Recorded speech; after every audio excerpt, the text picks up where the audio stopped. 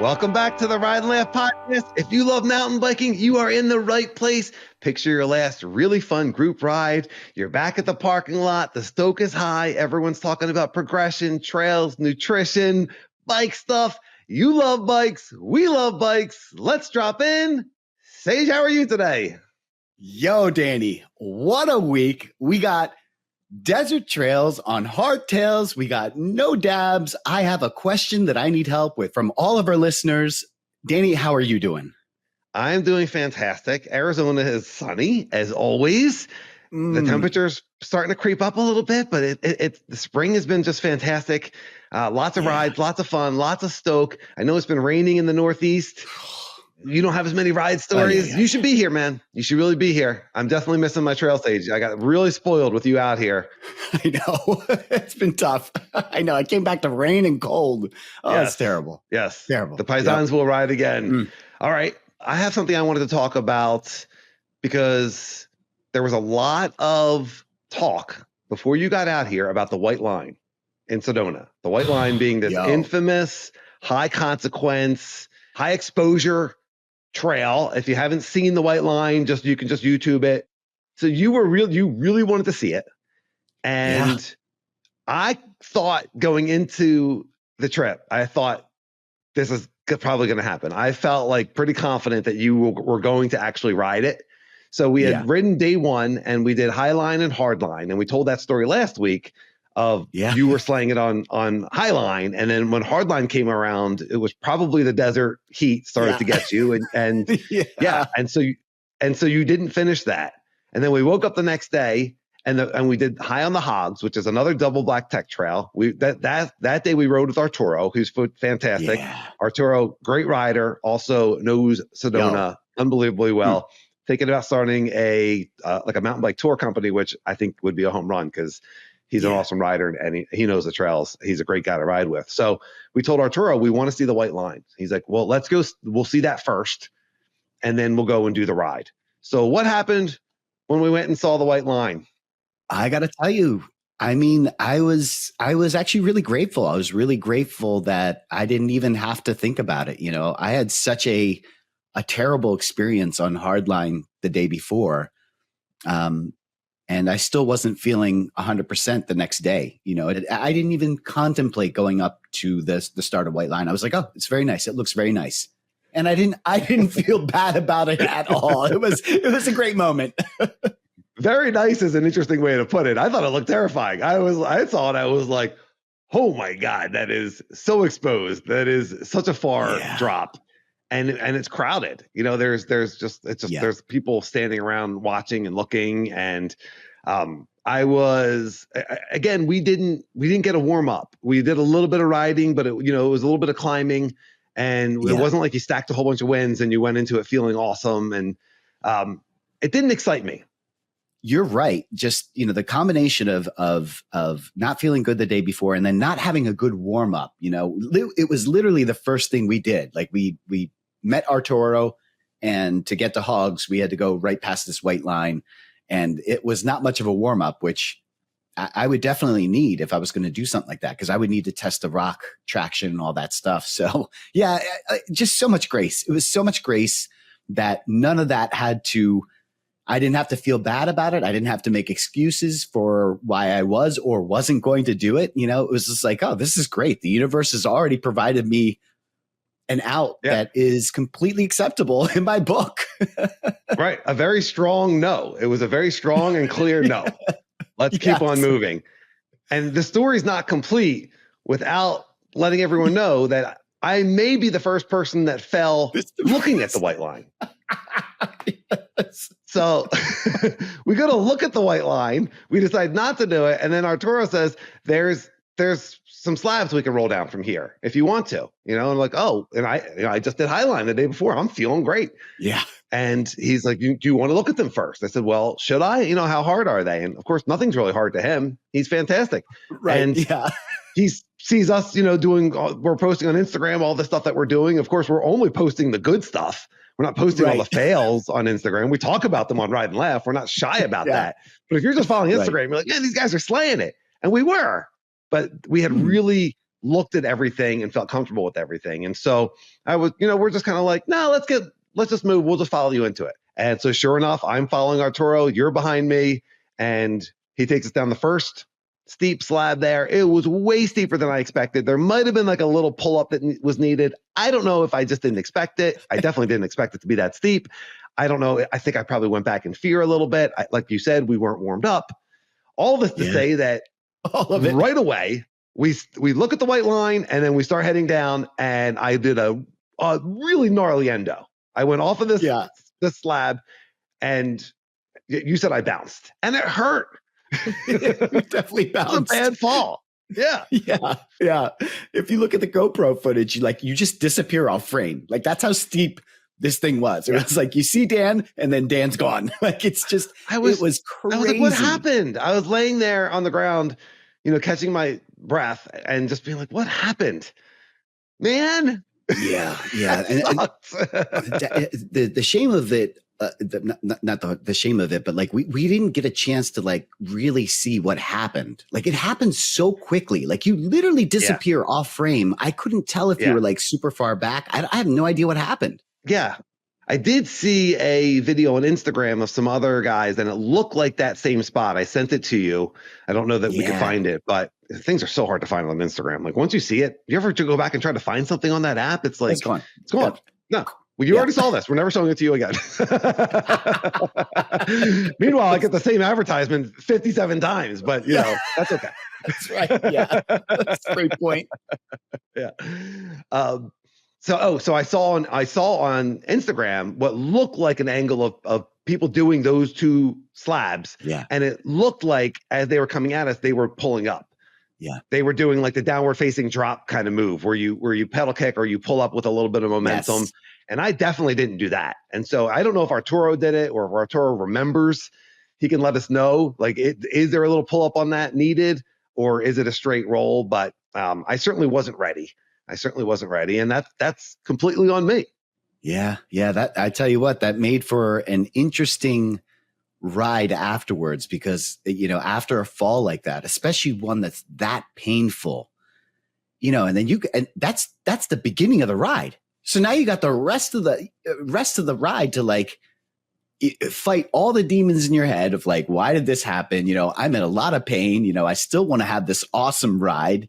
And yeah, I got to tell you, you did an amazing job considering everything. Like, you fought through a couple features at the start, but you came back strong on that ride. And we even finished at the Sedona bike park, and you absolutely killed it there too. So yeah, that Hogs trail, if you have not been there, is awesome. Highly recommend. It was definitely worth it. What they call it, the 3 H's, right? I guess now it would be 4 H's, but it was one of the big 3 H's. It's definitely worth it. High on the Hogs. Yeah, very technical. Yeah. Some really, really cool moves all throughout the trail. There's definitely some crux moves in there. And I would say, other than there's 2 crux moves, there's a really big boulder and there's a really big slab, and you and Arturo did them beautifully and perfectly. They're both slick. They're both slippery. It's not the same rock that you ride everywhere else in Sedona. It's like a different rock. Yes. And I just couldn't commit to that sliding. Anyone that's been listening knows I'm comfortable going slow. And when I can't go slow, sometimes I'll panic a little bit. And I've been saying in my head, one of the mantras I've been saying that's really been helping me with that is keep them rolling. Keep the wheels rolling. I've noticed that I tend to go so slow and want to be in control so much. And you pointed this out to me when you were here. It's like, you're going so slow that you're actually making it harder. Like, what you're doing is harder than the feature demands. And so a mantra I've been going with, besides staying centered and eyes up and I got this and I'm really good at this, is keep them rolling. I want to feel those wheels continue to roll under me and not be locking up the brakes and not be so worried about being able to stop, because that's on the steeps. That's what gets you. You have to be able to commit to roll, continue to move forward without fear. Yeah. And I will hit the brakes and go back. The slow speed, my biggest point on, because that was something that I noticed, and we talked about it, because there were so many big slab rock type features that we did. We certainly did some on Hogs. We did that huge slab on Somo, and then there was the huge ones at Gold Canyon. And I think one of the points I was trying to make to you was like, when you go that slow, you take away one of the benefits of rotational force, like the old gyroscopic effect. The faster you can go, the more that your tires want to stay upright. And who's really fast is Jeff Winsor. That dude rolls slabs faster than anyone I've seen. Like, it's unbelievable, and his control is unbelievable. That dude is massively talented. It's riding South Mountain all the time. Like it definitely, I think riding something like that as your regular trail, it sharpens the blade. Yeah, I agree. I think that actually you working on that slow speed and I'm sorry, you working on going faster on the big slabs is actually going to help your going back, because one of the tricks that you and I both implore since riding with Aaron, who was our guide at Natalie on those super big slabs, one of the tips that we learned from him was getting the chin aligned with the stem. And that's really nerve wracking, right? That's the thing that you don't want to do when you're on a slab, is like, you don't want to be, that far forward. You want to be your instinct is to go way back. But in keeping your chin lined up with your stem, it puts so much traction on your front tire. And that's where all of your braking power comes from anyway. But so now you have your weight balanced between your two wheels. And in effect, that will help you to go faster, because you're going to feel the traction from both your tires. It's not your front washing out because you're so far back, and it's not your back just sliding out all over the place. You're right in the center of the bike, and it's a really great feeling. Those super steeps at Natalie, when we rode it at Natalie Trails in Pennsylvania, for anyone that didn't watch those episodes, it's an area that just has unbelievably steep. The video doesn't do it justice. Just unbelievably steep trails and chutes, and I fell on one of them, and we watched tons of video of Aaron riding it, and he's a pro level rider, and he's amazing on those steeps. And Patrick, and he's a young ripper, a pro level rider. I mean, one of the best riders I've ever seen, frankly. But you get to a point on these steeps where the wheels need to roll. You can't go slow. You know what I mean? Like, there's once you get to a certain level of steepness, you're not going slow anymore. You need to be able to be in that body position, trust the bike, trust your skills, and let go of the brakes, right? Some of these steeps, you're not squeezing the brakes at all, right? Yeah, they're so steep. It doesn't even matter. It just doesn't matter. You ain't going to stop. Right. So you better get yourself in a good position, not just for the slab itself, but for the transition at the bottom. That's the most important part. Like the slab, the start of the slab, the middle of the slab, none of that matters. You're falling at the transition, or you're getting hurt at the transition at the bottom because you're not in a good position. I don't mean you. I'm saying the listeners and viewers, that's the problem. When you get to the bottom and you're too far back, now you got no way out. You want to be in good position before you get to that transition. And that's what I learned from that whole day with Aaron and Patrick and Rylan. Like, they were just, and Dane, they were just so good at staying centered on their bike. And it was mind blowing to see. But I've taken that and I've actually used that. Like, I'm actively imploring that. When we did that Somo slab, I felt like I was going pretty fast on that. I learned to just be okay with being uncomfortable, because in actuality, that uncomfortableness goes away pretty quickly. Once you start moving, you don't think about it. Once you're in that position, the rest of you is just thinking about, like, okay, I got to focus on what's happening. I'm in the right position now. I'm just going to focus on, it took a while to get there, but now that I'm there, I really enjoy it. It does feel good. It feels safe, I guess is the right word. Yeah. When I'm in that position, it feels awesome. The bike is balanced, everything's centered, everything's smooth, everything feels dynamic and athletic, and just like everything just kind of flows. And when you start flowing through some of this, like really steep, really chunky, really some high consequence things, and you start being able to just flow through that because your body position is right and the bike's moving under you, man, that feels so good. It's so much fun. It's one of the reasons that we love riding tech and we love riding slabs. Listeners, let us know what you think about riding slabs, the steeper, the harder, or have you figured it out? Are you keeping the wheels rolling? You know, what are you struggling with? Is there any tips that we can give you or any tips that you have for us? We're a mountain bike community. We're all learning together. And, you know, and what are some of your favorite slabs, you know, in Arizona, Pennsylvania, or elsewhere? Because we're interested. Yeah. Oh, for sure. Yep. Yeah. All right. Well, we are reviewing, we're deep into the podcast, and we're getting to the comments on our season 2, episode 1, which was Say Yes to Progression, How to Simplify Challenging Mountain Bike Features. And great comment from Sean, 17-year-old. I keep saying he's 17. Sean, let me know when you have your birthday so I can update the Sean is the 17-year-old ripper. But I met Sean on South Mountain, technical climbing, just all around, just great rider and awesome seeing young people shred. And he wrote, great pod, guys. Glad you're back. So funny with that Bermuda Triangle lift line being inspired by Sage saying, you guys have done bigger. And that's the Bermuda Triangle. That was the uphill where Jeff and I both unlocked that big lift all the way to the left. And then we're able to climb that. And last week I talked about, like, that wasn't even on my bucket list. I didn't expect to ever really be able to do that. And then it just happened, you know, like the skills are in there, you know, it just happened. And part of that was by you saying, hey guys, this lift is the same size as these lifts that you've been doing all day. And so Sean said, you know, you inspired us because he said, because seeing you guys do it on the videos on Strava that we posted out of the ride made me think the same thing. And I got it for the first time yesterday as well. Can't wait to see what else season 2 of the pod has in store. But that's awesome.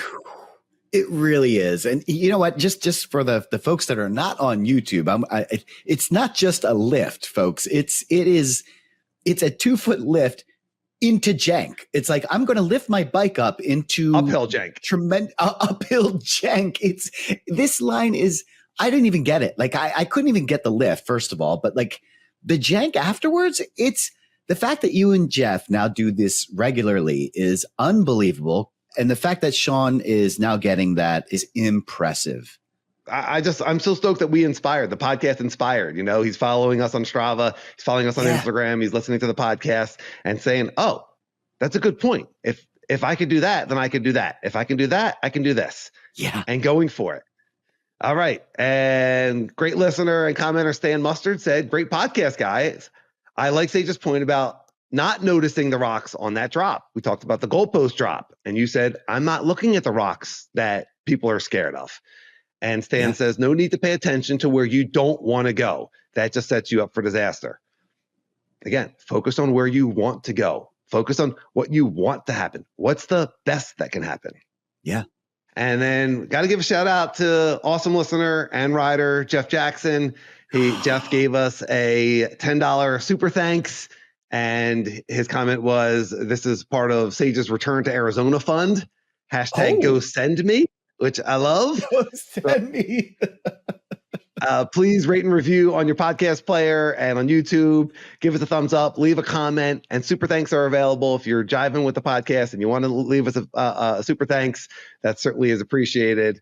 So thank you, Jeff, and very, very, very generous and also very funny. I thought very clever Sage Return to Arizona Fund because we love having you here, man. It feels like you should be here more for sure. Yo, thank you, Jeff. That was really awesome. Thank you. All right. One of the things I absolutely have to talk about is my ride on South Mountain Sunday with Jeff Winsor. And we had decided Jeff lives on South Mountain and he lives on one side of the mountain and he doesn't ride the trails all the way on the other side of the mountain. And I've been telling Jeff, I'm like, dude, he's never ridden Holbert. He lives on South Mountain. He's never ridden down Holbert. And I'm like, and I know how much he loves tech. And I just think that trail is awesome. And I was like, we gotta ride Holbert. We gotta, you know, and so I'm kind of like bugging him. And he's like, okay, we'll do a Holbert day. And so the plan was we're going to take the easier way up. We're not going to climb National. We'll take Mormon Trail, which is the easier way up. and then we'll work our way over to Holbert. And not that easy. It was a beautiful day. The easier. And as we're approaching the intersection of the national climb, which is super hard, tons of difficult features in it, tons of like VO2 max cardio, right, in this national climb. Yeah. As we're approaching that, there's no hikers there. And both of us, he was like, do you want to do Mormon or national? And I was like, I'm okay either way. And we just turned on to national. And right away, there's the gateway feature. And he gets up it first go. I'm pretty sure I dabbed. But I was like, well, let's just keep going. Like, I don't need secession, let's just keep going. And so we're going, and we get up to the second feature, and he gets up at no dab. And we get up to the third feature and some of this like VO2 max stuff, and he's riding great. And Jeff had put out there that one of his 2025 goals was to climb national, no dabs. No, put a foot down. And there's so many uphill tech features that are just like, he's done them all separately, but he hadn't, and I've done them all separately, but to put it all together, the fitness and the technique, to put it all together. Oh man. So long story short, as we're riding, I start to know, I'm like noticing, I was like, Jeff, like no dabs so far, like I was like a coach behind him. I was like, drink your water, make sure, keep your rhythm going. and he did it. He got all, and then we just kept going. He got all the way to the waterfall, no dabs. So once he can climb the waterfall, Lord. Yeah. All the way to the waterfall, no dabs. Meanwhile, I was dabbing all over the place, but he would slow pedal and wait for me. And it was awesome. And it felt like I had two things that like really stood out to me. Like, it felt like if you ever watch baseball and there's a pitcher throwing a no-hitter, like everyone's just kind of like, no one talks. Oh, okay. Yeah. No one talks about it, like everyone just like leaves him alone, like, right. You just don't mention it, so it had that kind of feeling, you know what I mean? Like, we're like, all right, let's just keep going. Let's just see what happens, and Oh, so you didn't bring it up. So you didn't bring it up to him. I only said it once. After he did like the first like three. I was like, hey man, keep going. Like you haven't dabbed yet, keep going. And then that was it. After that, okay, it was just riding. Yeah. And the other thing I just thought was so interesting is that he's gone out to do that ride before and he's dabbed. Obviously, this is the first time that he did it. No dabs. And this one, like, it wasn't planned. We weren't even going to ride that trail. It just happened. It just happened. There was no expectation. It was just in the flow. There was no pressure. It just started to happen and it just unlocked. And I just thought that was so cool. Yeah. Yeah. It doesn't surprise me at all. Jeff he's got the full package, man. He's got the fitness and he's got the tech skills. It was only a matter of time. Yeah. Yeah. It's absolutely awesome. It's absolutely awesome. So that was awesome. Congratulations, Jeff. And then we went down Holbert. And the first time I went down it, I was on my SB 130. I was on a smaller travel kind of downcountry bike. And I just remember being like, it's so chunky and having fun, but also being terrified. There was the crux move that you and Jeff Lanoski did. And I don't know if I even tried it. It just looked scary to me. It goes off of a cliff if you don't get it. And then you and I rode it 4 years later. I'm on the Firebird. I'm also a much better rider now than I was then. And I really enjoyed it. Still scary, still high consequence, still chunky, still steep. We got to that crux move and I had a bunch of goes at it. You coached me through it, but I got it. And I was really, really excited about that. And you got it, I think, first try. I missed it in the flow of the ride. I didn't know we were at the section. Yes. And you're like, oh, we're here. And so I screwed it up. But I got it. I don't know if that would be second try because the first try would have been the first go, I guess. Well, no, because you never got on the line. I don't count that. You missed the line. I mean, I guess you could. Listeners, what do you think? Is that second try or first try? No, it definitely counts. It definitely counts. I just, in my brain, I wasn't paying attention. And then you were like, this is it. And I was like, oh crap, this is it. And then, whatever. Well, because I did the same thing. I did the same thing when I was riding with Jeff. I was leading because I had been on the trail before, which he told me later on, like, was not helping him because I was going too slow, probably. He's faster blind than he is following me on my slow ass. But I got to it and I missed the line. Yeah. Because it's like a kind of you're it's very, very steep going into it, and then it's a hard right, and then you have to get your speed back. Yeah, it's not And obvious. It's very easy to miss that line. Yeah. I wasn't counting that as a try. So, Okay. so I'm not counting yours either. You got a first try, which means I got a third try because I went, or second try, because then I went and I did it once, and I didn't get it. And Jeff was recording, and he gave me a really interesting tip. He said, try squeezing less front brake. He felt like I was a little bit on the front brake, which was causing the fork to dive, which was just causing me to brake even more. It was making me unstable. And so the second time I went through, I consciously was trying to use less front brake, which is very hard to do, by the way. Like once you get into something, it's like your instincts take over. Yeah. But I did roll through it much better. And again, it's that speed helps. Being on the brakes and going slower not only slows you down and takes away your gyroscopic effect, but it's also putting pressure on the bike. It's also changing the dynamics of the bike. Right now, I'm squeezing too much front brake. Now the fork's diving a little bit, and I have to change the way that I'm riding. Yo, I love that. That is really interesting advice, because that's something that you really wouldn't think about. Like squeezing brake, you think about, but like you don't think about how that affects the shocks. And so when you're going through a tech piece like this, I love that, man. I love that. That is not, I don't do that. I do something different. I do an endo turn. I almost come to a complete stop. So I come down that line when it's about to make that right turn. I make a endo turn and put myself so that I'm straight lining through that tech. So I actually come to a complete stop. But the thing that I was doing was I was in a really hard gear. I would be in like a 4 or 5. Because I was coming to a complete stop, I wanted every pedal stroke to count. And so to get back up to speed. I almost come to a complete stop also. I just don't do the endo turn. Yeah. Yes, that's true. Yeah. Your line into it is completely different than mine. Yeah. It's funny because Nathan at Ride Reactive, we ran into him on the trail I think it was on a different day. Yeah. And I had seen that he did that trail gap that you were talking about. There's a South Mountain, there's a trail gap where it looks like it's in our wheelhouse. It's just the landing looks like kind of janky. And so I saw him, we were going opposite directions, but we stopped and talked, and we're of course talking bikes. And I was like, tell me about the trail gap. And he's like, you go slower than you would expect.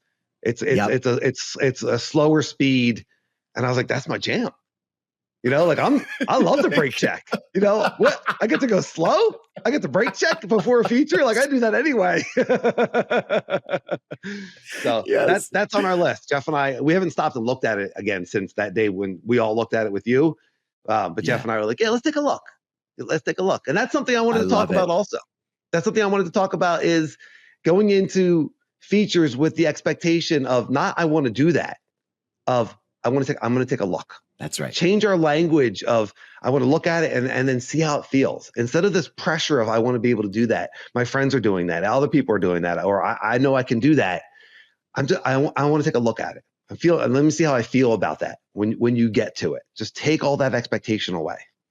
Yeah. Yeah. And the step before that in the expectation, I don't know what I'm trying to say here, but before you even go to look at it, don't put an expectation of can you do this or not? Like, it's not like when I told you about the trail gap, you were just like, I don't know. Like, forget that thought. We don't know if we can or we can't. So we're going into it with an open mind, and then we're just going to take a look. We're not saying we're going to do it. We're just going to take a look. For me, I had noticed that trail gap from the video that we had created, from the 4 years ago when we were there. And I was like, oh my gosh, is there a gap there? I just wanted to look at it. I didn't know if I could do it or not. I just wanted to look at it. And I do think that is absolutely 100% doable. I don't know what Jeff's drop skills are, but I know what your drop skills are. You absolutely have that. It's the landing that's just a little bit, if it wasn't so rocky janky, like you would have done that already. There's not a doubt in my mind. Well, it's the kind of thing that you blow by when you're riding National Trail on South Mountain. Yeah. You have to go out of your way to stop and look at this thing, and that means you're not doing a downhill section. After a lot of climbing, there's a fun little downhill section where this thing exists. Yeah. And so to look at it, you're like, okay, I'm going to stop having fun and go up and look at this thing that I may or may not do. And so that's why I've only looked at it once, because it's always just like, well. And then I wanted to look at it last time we were there, but Jeff was pitching a perfect game. You know, like I wasn't going to be like, oh, how about your dab? So I can go look at this feature that I'm probably not going to do anyway. I think when you were struggling to come up with the no expectation handbook, you were saying this the step before that, right? The no expectation handbook. Yeah. Or the handbook of presence, the handbook of mountain bike, no expectations. There's something there there's certain steps that we want to just kind of remind ourselves of. I don't need to have anxiety thinking about this and then let me just get to it. And you can just skip the whole anxious part. I mean, that was what our podcast last week was about. Just skip the anxiety. Let's see what happens. Yeah. It's amazing. Yeah. And in life also, whatever you're anxious about, whatever you feel like is not working out, if overthinking is not helping you, if overthinking is not serving you, then recognize that. And let's just skip that part. Just return back to this present moment where everything's okay. And then trust that everything's going to work out. And trust that when you get to that feature, you're going to make the right decision. You're going to use your intuition. Does this feel like, right? You've talked about, you specifically have talked about what we do when we get to a feature, right? Do I want to do it? Does it fit my skill set? Does it look like fun? I forget exactly how you couch that, but you go through that of, do I want to? Does it feel right when you get to it? And just skip all the pre-anxiety of rides and of life. Yeah, man. Yeah, I love it, dude. It's happening. I know it. I don't want to put expectation on it, but I just totally did. Well, I totally expect you to do it. You're doing it. Probably next ride. And if you don't, I'm going to be very disappointed in you. No pressure. Yeah. No expectations. It's very anti-handbook. It's very anti-handbook, I got to tell you. Well, listen, at the very beginning of this show, I mentioned desert trails on hardtails. I gotta know, how did the Banshee go at desert trails? Yes, this follows in very, very well, because last episode you really called me out on the anxiety that I was giving, the anxiety that I had and the power that I was giving to these jumps at desert trails, specifically on the intermediate line. And you said, what's going on? Are you not going to go back? Because I was like really kind of wishy-washy on it and not feeling good about it. Yeah. And I thought about that and I was like, no, I'm not going to give this fear. I'm not going to give into this fear. I'm going to go. I started to think about it. Even in that episode, I started to visualize clearing the jumps, feeling better on the jumps, and getting excited. Okay, let me take the Banshee, let me take the hardtail and see how it feels. Yeah. And I started on the beginner line. It did not feel good. I did like half a dozen runs on that. It felt like crap. And I was like, screw this. This line sucks. I'm going to the intermediate line. Yeah. I mean, it's fine for warming up, getting the body ready, getting the tires off the ground a little bit into the air. And then I went to the intermediate line and I started doing run-ups. And at first it was like, I don't know, but I knew that I had done it before. That's another mantra I've used before. I got to write all these down for everybody. I've done it before. I can do it again. I've done it before. I can do it again. Right. It's getting that confidence, getting yourself to that 100% confidence point. And the hardtail made a big difference. And I don't know if the length was a drawback or not, but it felt really good. And I started to really rail the berms. I was off the brakes and I did start to send it and I cased it. And by the end of the day, it started to get better and I was excited. The last thing was that the hardtail in the berms felt so much better. I felt like I was able to keep my speed, and some of that is the pump track work I've been putting in, but also just like finding appreciation in desert trails. And I get to practice. So I get to practice berms. I get to practice railing berms on my mountain bike, and you have to hold the speed to be able to have enough speed for that jump. And so gratitude. Finding something else to appreciate. Like I don't think I've ever been able to corner like that. It's getting better. My cornering is getting better. My big question is the issue that me and Nathan were having was the full suspension was, I mean, it was soaking up everywhere, but the biggest problem of the soak up issue was that roller, table, into the jump. We were losing. You know me, I don't break in berms, but this roller and then it's a table would soak up all of the return energy that you had just built up. And then you'd have to add a puddle. Did the hardtail solve that? Were you able? Because Colin was actually gaining speed after the berm. He was actually using the roller and the table to gain speed without pedaling. Colin was on his dirt jumper, and Colin is a pro-ish level. He's an amazing jumper, and he's a dirt jump guy. And yes, we saw him able to gain speed. He knows how to use that table. And he told us, don't jump the table before the jump. You want to be able to roll that. And that was great advice. And it was really hard on the full suspension because it wants to absorb, it wants to kick you, it wants to send you. Yep. And I did feel a difference on the hardtail. I was able to keep the bike more planted and pump through it. It did feel better. I still got a lot of room for improvement. I still got a lot of room for progression there. But I mean, once again, you were right. Your theory, the hardtail, you were right. You were right. On this theory, you were right. Question 2.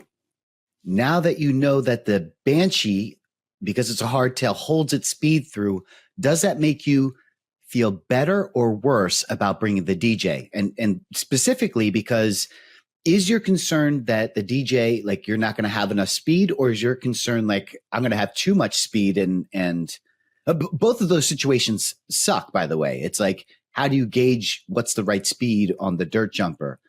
By the way, I think it would be nearly impossible to oversend that first jump, especially on the first couple goes. My problem has never been oversending that jump. Every time that I have not done it well, I've been casing, and some of the cases get pretty bad to the point where it's like, that didn't feel good. You know, like it's a really difficult run up coming into that jump. I think it's definitely a pro for dirt jumper confidence. Yeah, I think it's a pro. Yes. I think the dirt jumper is going to go faster and is going to jump better than a long mountain bike. You know, it's designed for that. So I want to be there again on the hardtail, and I think I'll know when it's time to maybe put clips on the dirt jumper and start sending it. But I need to get more comfortable on the hardtail for sure. Listeners, if you have a dirt jump story, if you have a hardtail, let us know. rideandlaugh1@gmail.com or YouTube comments, anything that we're talking about. We love feedback. And, you know, one of the things is just that hitting jumps enough where I know the speed and the input that needs to go into it. And that's what's so great about having that repetition, someplace like a Phoenixville Bike Park or a Skyline where you're hitting the big 5 jumps over and over and over. You're starting to like figure out at this steepness, I need this speed and this much input. And I'm getting there. I'm just not there yet, where I'm trusting myself that I know exactly how much input to put in for this speed, this bike, this angle. Yeah. And that's going to be awesome when we get that. I brought that up because I had gone to the Phoenixville Bike Park, and you know me, I bring 2 bikes. I bring, usually a bigger bike, and then I also bring my DJ so that I can get comfortable. It's one of my tricks that I use is I bring 2 bikes to get comfortable. And there I met a group there, and one of the ladies there had a full suspension, but they were sharing the one bike. And I was like, well, instead of sharing the one bike, you're welcome to use the DJ. And I was like, but I have to warn you, because they were on flats. So it was easy for them to use the DJ. I said, but I have to warn you, the return on investment on the DJ, the return on energy investment is significant. So just be careful. And they were just like blown away at how efficient the DJ is on jumps and berms, where they were working so hard on the full suspension. Their first run, it was like, they came back and I was like, how was it? They're like, you're right. It's incredible how much input you get back from the energy that you put in. And so that's why I was curious to see what you had thought of that. So it's something that I had long noticed, which is why I love bringing the fat bike, which is my hardtail. And I do not enjoy bringing my full suspension to the Phoenixville Bike Park. Wow. Yeah. There was another thing that I brought up at the beginning of the pod, and this is the perfect transition, because that same lady that I met, her name is Lada. She had an older bike, and so we went to Mount Penn together, and we rode Skyline. She was unbelievable. By the way, shout out to Lada, just got into mountain biking. So she's only been mountain biking for a year, already sending all the jumps at the Phoenixville Bike Park, clearing them, and did an awesome job at Skyline.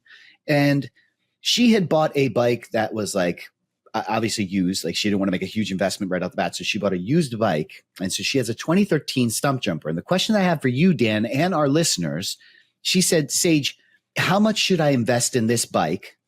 And what could I do? And I had a hard time answering that question. So at 2013, a bike from 2013 is going to have old geo.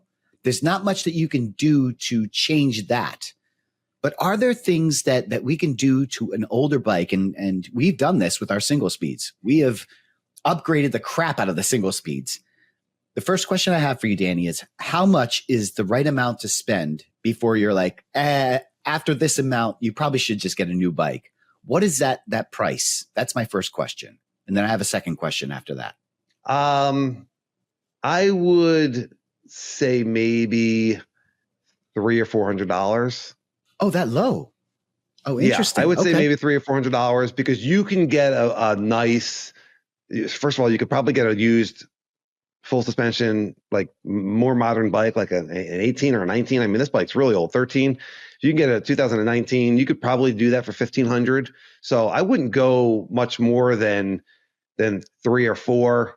If you know you love mountain biking, I mean, you could go hardtail, but if she wants a full suspension, there's some pretty intriguing bikes out there in the sub $2,000 category. And I know that we're getting a lot more expensive now, but upgrading a really old bike versus getting a more modern bike, that modern geo makes such a huge difference. And you can slacken, you can get a longer fork, and you can get a headset angler. And there's other things you can do. Is there anything else you could do to slacken that bike? But it's still not going to be like modern geometry. So yeah, I wouldn't spend a lot of money on it. What was your thought? You threw me off with the 300 to 400, but what would you spend it on for the 300 or 400? Because now that's a pretty limited budget. What would you spend the 300 or 400 on for the bike? Like what are some things that you could upgrade? Yeah, I would probably look into maybe getting the head angle adjuster. Oh, interesting. Or getting, depending what the suspension setup is, maybe going with a longer front fork. So that would slacken the bike a little bit as well. If you could get something, used or a good deal, you could, for $300 or $400, you should be able to find like a decent entry level fork. I just don't know what kind of travel the bike already has, but you could definitely get the headset adjuster. I think the travel, it's a stumpy. So I think the travel would probably be like 140, 150. It's the older 2013 stumpy. So it's somewhere in that like all mountain range. That's interesting. For a budget, I was thinking more like around the $600 to $800 range, assuming you didn't want to buy another used bike or a new bike. I was thinking $600 to $800. But with that price, it's, the upgrades that I was going to recommend were completely different. That's interesting. And I did not think of I went carbon hoops like right away. I did not say any of this to her, but like in my head, I was thinking like carbon hoops give you pretty big return on investment that instantly lightens up your bike. They're going to feel better. Well, I guess that's subjective, but for me, like I like the way that carbons, I like a stiff rim. And you can transfer that to the next bike, like carbon rims. Maybe not the hub, right? Maybe not it's so old that you can't. Not the hub. It's not going to have boost spacing. I mean, now you're buying like an expensive set of wheels that are not going to transfer. But you can transfer rims. Like I've transferred rims from bike to bike many a time. You have to cost to lace them up, but it's worth it in my opinion. I don't know. I've had great success with those Nexty and Light Bicycle carbon rims, and they're fairly inexpensive. I mean, you can get into a pair for probably like $200. It depends what she's using the bike for. I mean, if the bike is for jumping at Skyline and Phoenixville Bike Park, I wouldn't worry about lightening it up. Get stronger pedaling it and make it as modern as you can by making it a little bit slacker. I think it's probably really steep. Yeah, I love that. I didn't even think about that. You're right. Yeah. Those headset cups aren't that expensive. I mean, you have to pay to have it installed, because, well, I mean, even if you're mechanically inclined, these things are very finicky in terms of like lining them up. I would definitely have a professional at a bike shop do that, so you know it's right. Yeah. Make it. You know what? Say, I'm going to turn this into this is my jumper. This is my full suspension jump bike, and commit to that.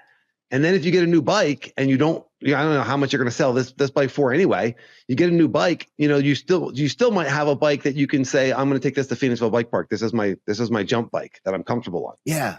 This is the bike I don't mind trashing a little bit, getting rowdy on, Yeah. Right. Oh, I love that idea. I built this for jumps, set up the suspension for jumping, a little bit tighter in the rear, whatever it may be, whatever you like, a little bit firmer. I think firmer is the word, not tighter, All right, please don't write in. No one says tighter on their suspension. 4 people just got off their keyboard. Damn, thought I had them. Firmer. That's interesting. Yeah. I don't know that I would. That's a good question. I guess if you found a used fork, I guess that makes sense. I was going to stay away from the shocks altogether. They get so expensive, but I didn't think about the used route. The thing with the used that makes me nervous is like you don't know what you're getting into with a used fork, especially. That sort of upgrade, you're paying someone to install it.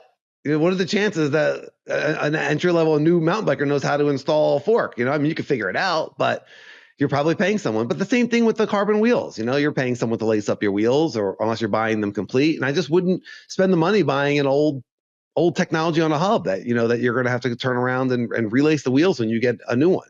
I would if you're going to keep the bike, pick something that you want to use it for, and then maximize it for that with the least amount of money, and save that money for the next bike. Listeners, let us know this specific situation. Do you agree with what I'm saying? How much would you spend on a 2013 bike? How much does it cost to get? What do you think it costs now to get in on a more modern bike? Really, I haven't looked at that in a while. Yeah. And also what would be the things that you would spend whatever that budget was? What are the things that you would spend? I'm going to change mine from carbon rims to carbon bars, because you can definitely transfer carbon bars. Yeah. I don't know. It's tough when you don't know what someone's budget is. Obviously, if you could buy a new bike, that's the route, go get a new bike. But there are probably a lot of people in that position of like, well, this is what I got, and this is my budget, but I want to make this the best that I can make it within this budget. Well, because who knows how long they have to stay with that bike. We just don't know enough information. I just know there's a lot of people in that position. I used to be in that position. I was like, well, this is the bike I got, but I do want to make it the best bike that I possibly can, Yeah. And I don't regret it. Yeah. I don't regret any of my upgrades on my, do you regret any of the upgrades that you made to the single speed? No. Or the fat bike? No. Yeah. Yeah. No, I rode the snot out of all those bikes, and I enjoyed them. Yeah. And I enjoy it. And that's what it comes down to. My wife always says, I got all these bikes in the garage, and she's like, but you ride all of them, and you love them. You enjoy all of them. Yeah. And so what brings us joy? We get out for a couple hours on the trails, once a week, twice a week, 3 times a week. That brings us joy. It's worth it. It's worth it. I mean, we famously joke that we're great at spending other people's money, but I say go for it. Go for it. If it brings you joy, if it brings you excitement, if it gets you into a flow state, and then there's the fitness and the community. I mean, we're the mountain bike guys. I say go for it. I think anything that we feel passionate about, follow that. Don't worry about the money. I know it's easy for me to say, it's not my wallet, but just trust. Just trust. We work hard. Buy yourself something that you want. Buy yourself something that you're going to love. That if it feels good, if it makes you excited, get it for yourself. Go on that vacation. Plan that trip. Take your family out to that restaurant. Whatever it is, this feels good, then it's going to work out. It's going to work out. I love it. I can't wait for all the feedback. Speaking of this feels good, Danny, what is your gratitude this week, my friend? So much to be grateful for this week and every week. But my gratitude this week, as it is almost every week, but I can't use it every week, is you, my friend. It is you, my friend. Last week, pointing out my anxiety, and that was just like that was an aha moment for me. I was like, oh yeah, I'm overthinking again. And no big surprise, just re-recognize, coming back to center and coming back to presence and letting go of expectations, all the things that we've learned together, but that you've taught me, and to have a friend be able to point that out to you and say, where is this coming from? And I talk about this all the time. Synchronicities between mountain biking and life are just unstoppable, innumerable, infinite. And that moment of teaching for you to me of you're overthinking. Are you, hey Dan, perhaps you're overthinking this. Let's get into this a little bit, and just letting go and going with the flow and letting go of expectations and trusting our skills, trusting our abundance, trusting our intuition. When I get there, I'll know. I'll just know, just letting go of that anxiety. And it's like, weight's lifted from my shoulders. And it's not, it's biking. And then I apply this to my life, and it's better relationships. It's better at work. It's better every moment that we are present and letting go of expectations and letting go of overthinking. Everything just flows better. And that absolutely applies to the mountain bike. It absolutely applies to life. And I really appreciate you pointing that out in me. And I know you will continue to do so, because we're all a work in progress.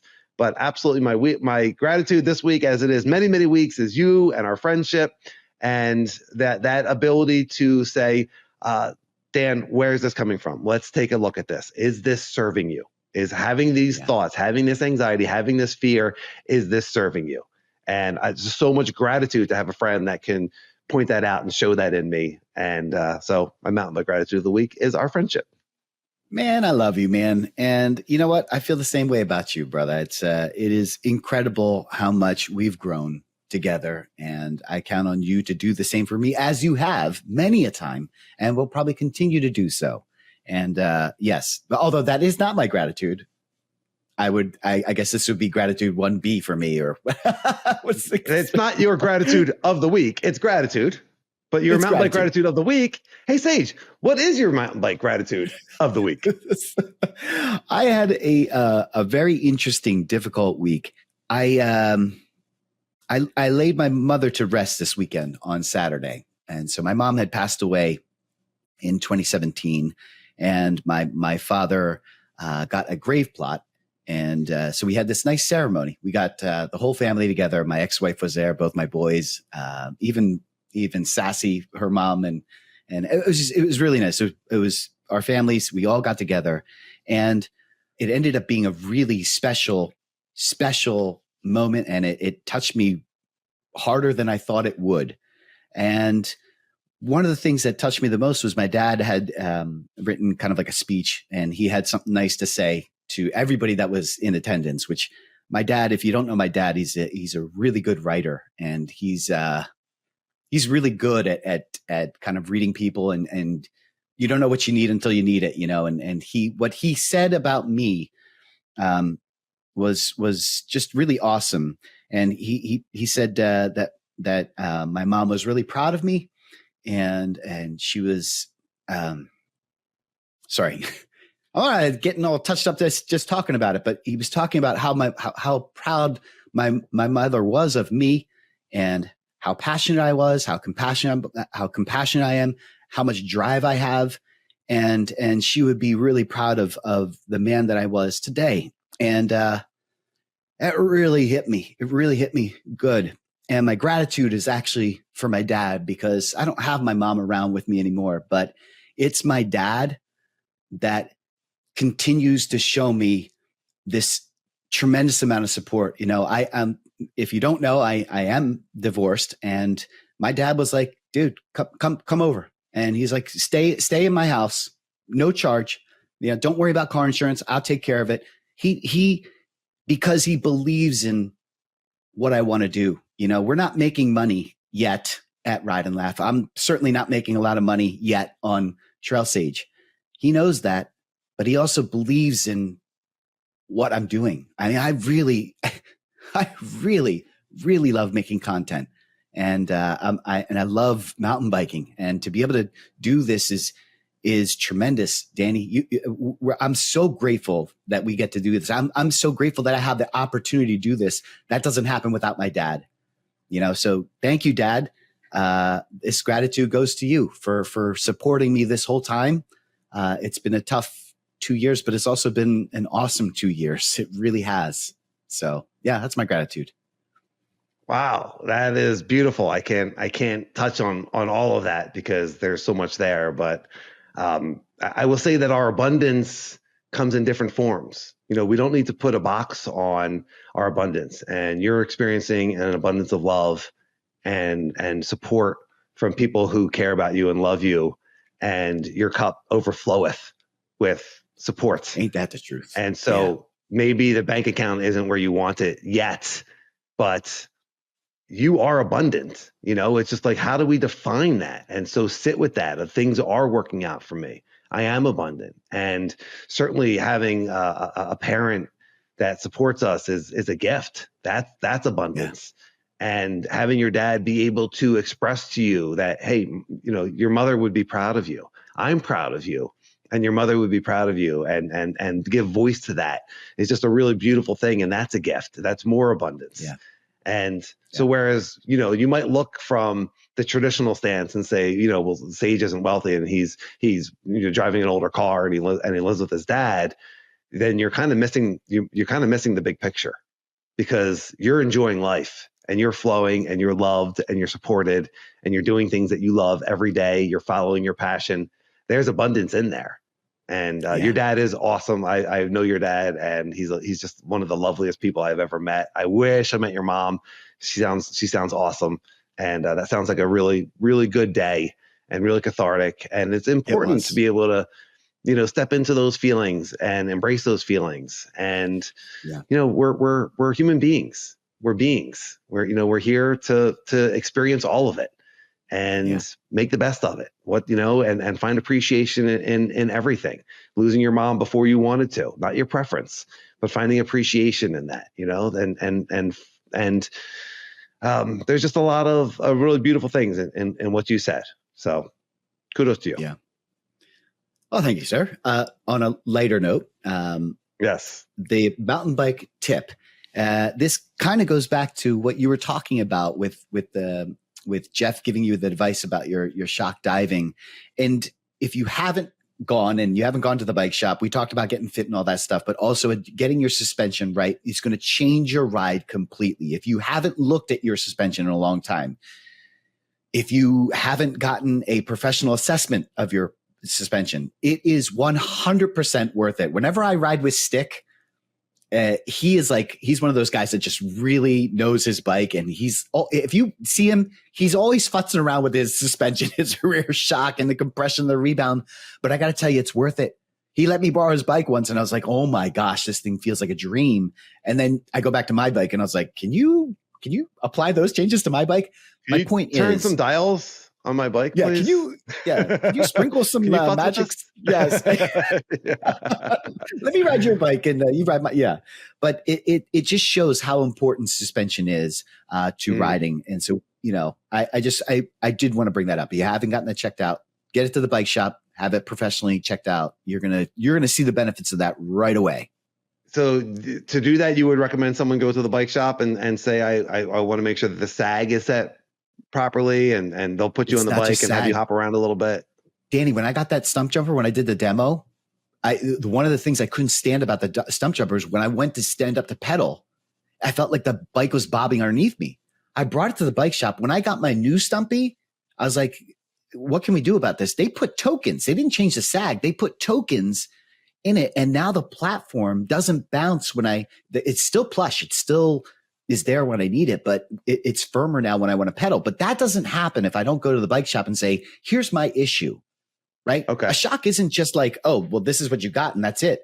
There are things that they can do, not just the rebound, not just the sag. They can add tokens or remove tokens and change the whole complexity of your ride. It's a whole science. And that's my point. If you go to the shop, they can dial that in for you.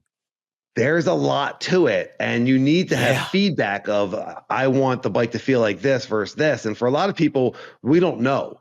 We would go out and we would ride the bike and you don't realize that it could feel better. What about the Shock Whiz? I have a Shock Whiz. That's a device that you plug it. When we could talk about this on a separate podcast maybe, but you plug it into your suspension essentially, and then you ride, and it will give you recommendations on your compression, on your rebound, on volume spacers, and on the PSI in the shock. So something like that, where it's going to cost a little bit of money, or you can borrow one if you have a friend that has one, or if you and a group of guys want to go in and get one. RideandLaugh1@gmail. Very curious on people's opinion of the Shockwiz. Has that device helped people dial in their suspension? Because I've used it, and sometimes I get a lot of varying different feedback from it, to the point where I don't know exactly what I should be doing. But maybe it's time to plug that thing back in and have it run it for a few months and see what kind of consistent advice I get, and see if I can make my bike feel better where I didn't know that I could. Yeah, which I think is your point. Your bike can feel better. Exactly. You know, and the Shockwiz is an incredible tool. I've seen you use it. I've seen you make improvements to your bike because of it. This is just saying, like, you don't even need that. You can just go to a bike shop and tell them what your experience is. Tell them the trails that you like to ride. They'll be able to make recommendations for you, and you'll be amazed. You'll be amazed at how much a difference slight adjustments can make. So, absolutely, yeah. That's a great tip. The suspension, the more expensive they get, the more adjustable they get, and it gets very intimidating. There's a lot of dials on there, and we've talked about this before. Like, I'm the kind of guy, like, I just start riding. You know what I mean? Like, I'll set it up as best I can, and then I'm just riding. Like, I kind of forget about it, unless it's really, really bothering me. So I know it can be intimidating. So yeah, talk to your local bike shop, talk to other riders, look into the Shockwiz, let us know, and let us know if you have any questions. RideandLaugh1@gmail.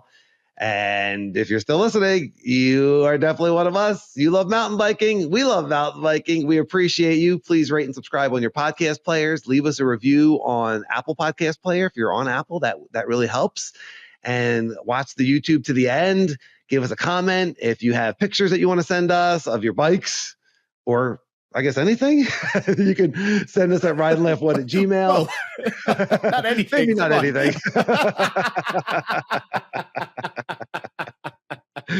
I'll give you Sage's personal email. He's the single one here if you want to send pictures. Yeah, absolutely, everyone. And thanks for listening. Everyone have a great week and a great week of riding. If you want to leave us a super thanks, we appreciate that as well. Ride and laugh. I'll see everyone.